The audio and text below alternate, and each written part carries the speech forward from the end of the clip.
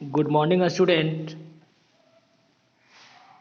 Online class में आप लोग का स्वागत है। पिछले क्लास में हम लोगों ने भूगोल में पाठ 6 पढ़ रहे थे, जिसमें हम लोगों ने सभी महादेशों के बारे में पढ़ा। आज की क्लास में हम लोग पढ़ेंगे, क्योंकि इस चैप्टर में पढ़ना ही है, भूस्थलाकृतियाँ, पृथ्वी की प्रमुख स्थलाकृतियाँ, यानी स्थल पर जो स्थल के निचले भाग हिस्सों में कुछ हलचल के कारण कहीं धंस जाते हैं तो कहीं ऊपर उठ जाते हैं, जिसके कारण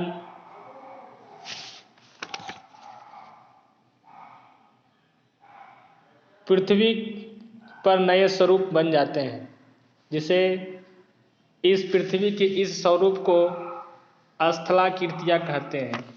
तो प्रमुख स्थलाकृतियों का निर्माण जो होता है वो पृथ्वी के भीतर हुई हलचल का परिणाम है। इन हलचलों या तरंगों से पृथ्वी के ऊपरी भाग कहीं उबड़, कहीं खाबड़, कहीं गड्ढा, कहीं बहुत ऊंचे बन जाता है। तो मुख्य रूप से 3 प्रमुख स्थलाकृति है: पर्वत, पठार और मैदान। तो पर्वत किसे कहते हैं? पर्वत आप लोग देखे होंगे, पर्वत या पहाड़, तो वह ऊंचा भूभाग होता है जो आसपास की भूमि से कम 610 मीटर ऊंचे जो स्थलाकृति होंगे और जिनका शीर्ष भाग नुकीला होगा। आप देखे होंगे, जिनका शीर्ष यानी सबसे जो ऊपरी हिस्सा होता है, वो ऊपरी भाग, वो चोटी शीर्ष कहलाता है, वो नुकीला होता है और किनारे में तीव्र ढाल होता है। जब कोई एक पत्थर को लुगड़ाया जाए तो वह छोटी से तो निचली सतह पर आता है, इस तरह से तीव्र ढाल होता है, उसे हम लोग पर्वत कहते हैं। क्या कहते हैं? पर्वत कहते हैं। पर्वत 3 प्रकार के होते हैं मुख्य रूप से: वलित पर्वत, भ्रंशोत पर्वत और ज्वालामुखी। यानी निर्माण के अनुसार कैसे उनका निर्माण हुआ है, तो उसके अनुसार पर्वत को 3 प्रकार होते हैं। वलित पर्वत यानी नया पर्वत, जैसे वलित या मोड़दार पर्वत भी उसको कह सकते हैं, वलित या मोड़दार पर्वत, भ्रंशोत पर्वत और ज्वालामुखी पर्वत। पर्वत में क्या होता है? श्रेणी होता है। बहुत से पर्वत एक श्रृंखला में बहुत दूर तक फैले होते हैं, जिसे हम कहते हैं पर्वत श्रेणियाँ, पर्वत श्रेणी। तो भारत जो सबसे बड़ा जो पर्वत श्रेणी है वो एंडीज का है। एंडीज पर्वतमाला सबसे लंबी पर्वतमाला है, और ये एंडीज पर्वत कैसा पर्वत है? वलित पर्वत, यानी एशिया महादेश का हिमालय वलित पर्वत है।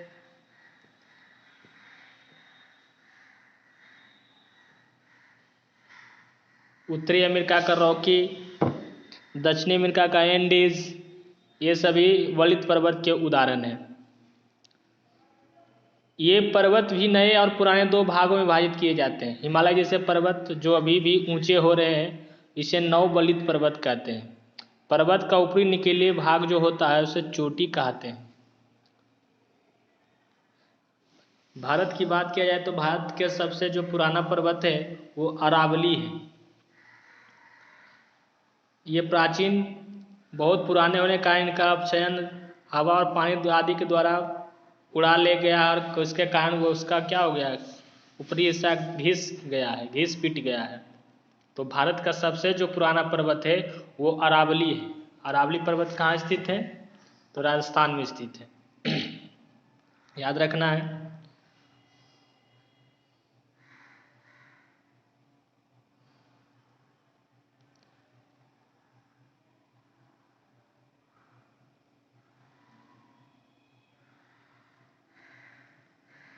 भ्रंशोत पर्वत, तो दो भ्रंशों के सहारे यानी पृथ्वी में हलचल कराएं दो भ्रंशों के सहारे यानी दरार उत्पन्न करके वो ऊपर की ओर आगे बढ़ता है। भ्रंश वो रिफ्ट घाटी, जैसे अब नर्मदा का जो रिफ्ट घाटी है वो सभी भ्रंशोत पर्वत के उदाहरण है। अफ्रीका का रिफ्ट घाटी ये भ्रंशोत के कार पर्वत है। ये पृथ्वी की अंदरूनी शक्तियों से बने होते हैं। एक शक्तियाँ दरारें पैदा करती है जिनके परिणाम स्वरूप धरती का कुछ भाग ऊंचा उठ जाता है और कुछ भाग नीचे चला जाता है। तो ऐसे पर्वत को कहते हैं भ्रंशोत पर्वत।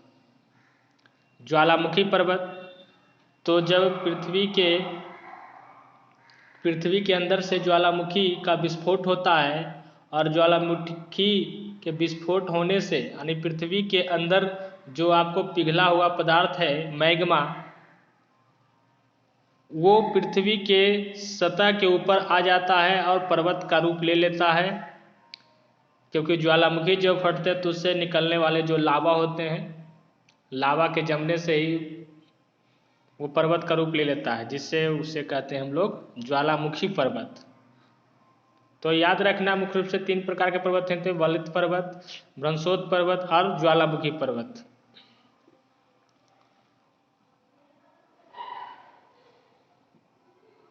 पठार, पठार बड़ा समतल भूखंड होता है जो अपने आसपास के जमीनों से ऊंचा उठा होता है। पठारों का निर्माण भी पहाड़ों की तरह ही होता है और ये अक्सर पहाड़ों के करीब ही होते हैं। पठार भी अनेक प्रकार के होते हैं। 2 पर्वतों के बीच का जो पठार होता है उसे कहते हैं अंतर पर्वतीय पठार। पठार यानी निर्माण के अनुसार पठार किसी पर्वत से भी ऊंचा हो सकता है, किंतु इसका ऊपरी भाग समतल रहता है और पर्वत का जो ऊपरी भाग होता है वो नुकीला होता है। ये अंतर है पठार और पर्वत में। उसका ऊपरी हिस्सा क्या होता है, समतल रहेगा, लेकिन पर्वत का जो ऊपरी हिस्सा होता है वो नुकीला होता है। जैसे तिब्बत का पठार संसार के छत के नाम से जाना जाता है। यह संसार का सबसे ऊंचा पठार है और इसकी ऊंचाई समुद्र तल से 4000 से 6000 मीटर तक है।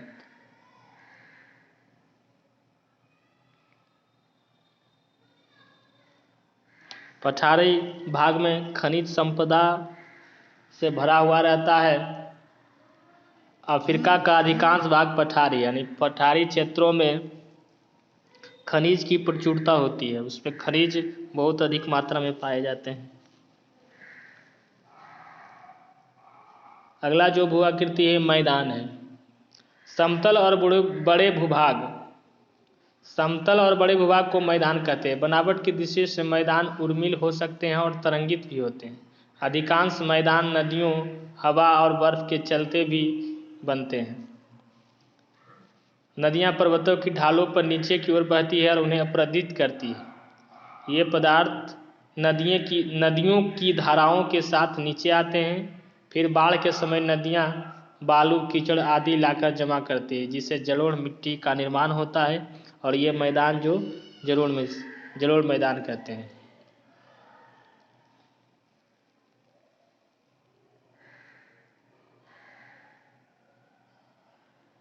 जैसे भारत और पाकिस्तान में सिंध का मैदान, भारत में गंगा, मिस्र में नील और चीन में यांगत्से मैदान जो है वो जलोढ़ मैदान का उदाहरण है। यानी नदियाँ अपने मार्ग में बालू, कीचड़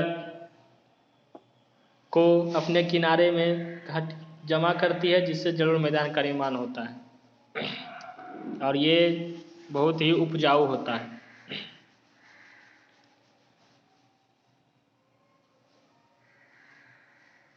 और बहुत से मैदान जो है समुद्र के किनारे पाए जाते हैं। उसे कहते हैं तटीय मैदान कहते हैं। ये हिमनद से बनते हैं। ये किससे बनते हैं, हिमनद से। वो तटीय मैदान है।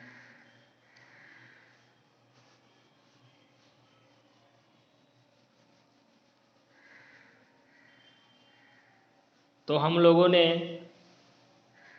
अभी तक स्थल की आकृतियों के बारे में पढ़ा है। हमने आपको बताया था कि स्थल के भी स्वरूप हैं और कुछ समुद्र के भी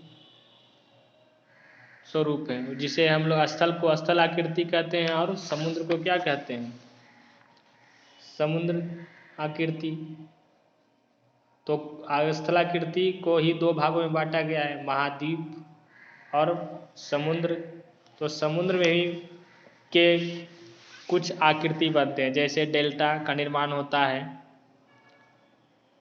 एस्चुरी का निर्माण होता है, सागर तट का निर्माण होता है, नदी का मुहाना बनता है। तो इस तरह से समुद्र द्वारा भी आकृति बनते हैं, उसे समुद्री आकृति कहते हैं। तो महासागर किसे कहते हैं? महासागर विशाल जल भंडार, यानी वह जलीय भाग, विशाल जलीय भाग जो किसी महादेशों के द्वारा अलग होता है। जिस तरह से महादेश का परिभाषा आपको बताया गया था कि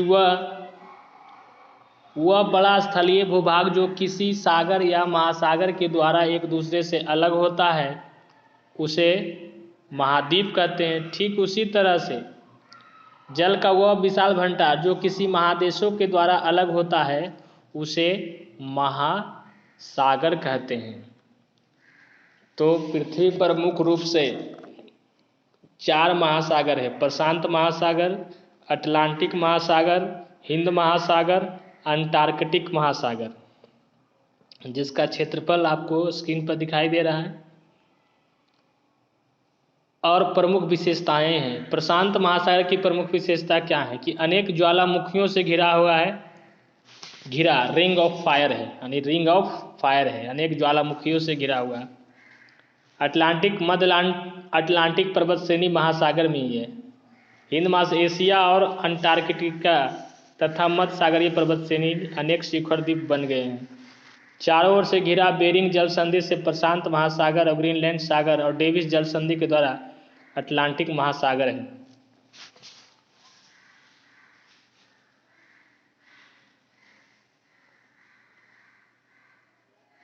और झील, अब हम लोग अगला पढ़ेंगे झील के बारे में। झील कैसे बनता है? एक बड़ा जलाशय जो चारों ओर स्थल से घिरा हो उसे झील कहते हैं। जिन झीलों में नदी या झरना का पानी आता है वो एवं सागर से मिलती है, उन्हें अभिनव झील या फ्रेश वाटर लेक कहते हैं। कुछ झीलें ऐसी होती है जो वर्षा के जल से निर्मित होती है या विशेष मौसम में नदी उनमें पानी आता है, किंतु उनका पानी सागर में नहीं मिलता, उनका पानी जमा रहता है और पानी क्या हो जाता है, नमकीन हो जाता है, तो उन्हें नमकीन झील कहते हैं, जैसे कैस्पियन सागर। और बनता है डेल्टा। डेल्टा का निर्माण कैसे होता है?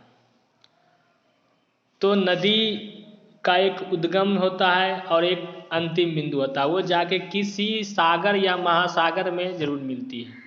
जैसे आप गंगा नदी को ही देख लीजिए, गंगा गंगोत्री से निकलकर कई राज्यों से होकर वो बंगाल की खाड़ी में जाकर गिरती है।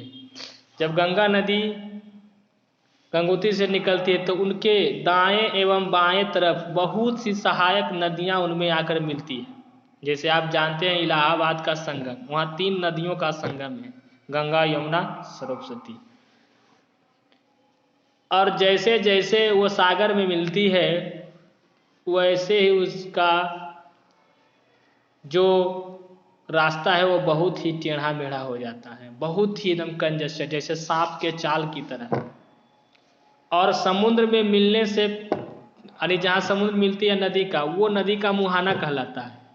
तो गंगा ब्रह्मपुत्रा मिलकर वो गिरती है, तो उसके मुहाने पर, यानी गंगा नदी भी आती है, उधर से ही ब्रह्मपुत्र नदी आती है और दोनों बंगाल की खाड़ी में गिरती है। तो अपने मुहाने पर वो क्या करती है, एक त्रिभुजाकार आकृति का निर्माण करती है, जिसे कहते हैं डेल्टा।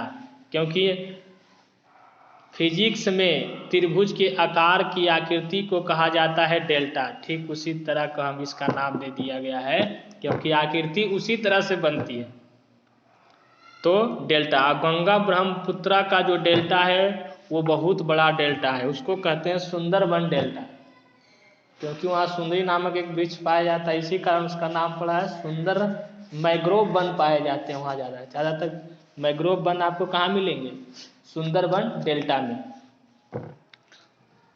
तो गंगा ब्रह्मपुत्रा से निर्माण जो डेल्टा है उसे कहते हैं सुंदरबन डेल्टा, संसार का सबसे बड़ा डेल्टा है।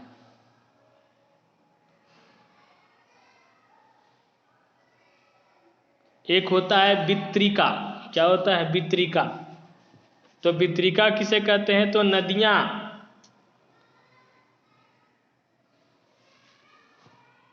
सागर और समुद्र में मिलने से वो कई धाराओं में बट जाती है।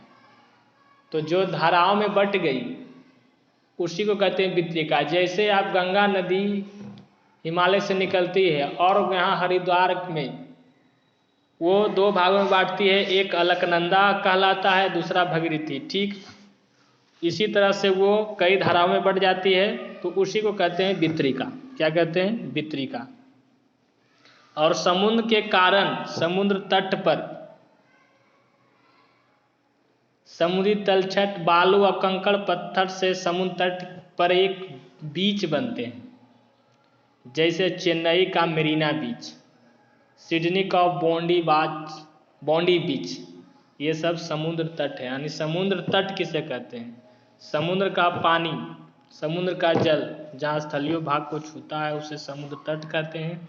और उस समुद्र तट पर ही बहुत बड़ा तलछट बन जाता है बालू और कंकड़ का। बालू और कंकड़ का वही कहलाता है बीच। क्या कहलाता है? बीच पर जा रहे हैं, यानी समुद्र के किनारे जा रहे हैं।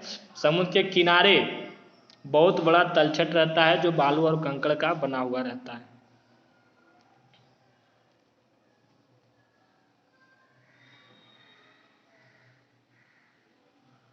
महासागर का महत्व क्या है? अब हम लोग लास्ट में आ रहे हैं। महासागर का महत्व, सच तो यह है कि यदि महासागर ना होते तो पृथ्वी पर जीवन ना होता है। इसी सत्य से महासागर का महत्व स्पष्ट होता है, क्योंकि जल ही जीवन है, जल के बिना तो हम। लेकिन जल में क्या है? हमारे पृथ्वी पर 3 हिस्सा जल है, लेकिन फिर भी हमें पानी की कमी कई क्षेत्रों में देखने को मिलता है, पानी की समस्या है। तो समुद्र जितने भी 3 हिस्सा में ज़्यादातर पानी आपको 95% महासागर में ही मिलेंगे। उसमें से भी सभी जो जल है वो खारा ही है, जो पीने योग्य नहीं है, पी नहीं सकते। कुछ जल हमें भूतल के रूप में मिलेंगे।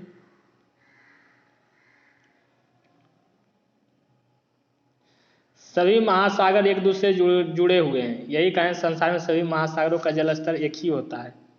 महासागरों में जीव जंतुओं की बहुत भरमार है। इनमें तरह तरह की मछलियां हैं, व्हेल है और अनेक जीव हैं। ये जीव मानव के खाद्य पदार्थ ही इसे हैं, हमारे शरीर को पौष्टिकता भी प्रदान होता है। और ये पृथ्वी के जलवायु को भी संतुलित रखते हैं। सागर तट में ना तो ज़्यादा गर्मी होती है ना ज़्यादा ठंड होती है। और जलीय भाग जो होता है परिवहन का सबसे सस्ता साधन है।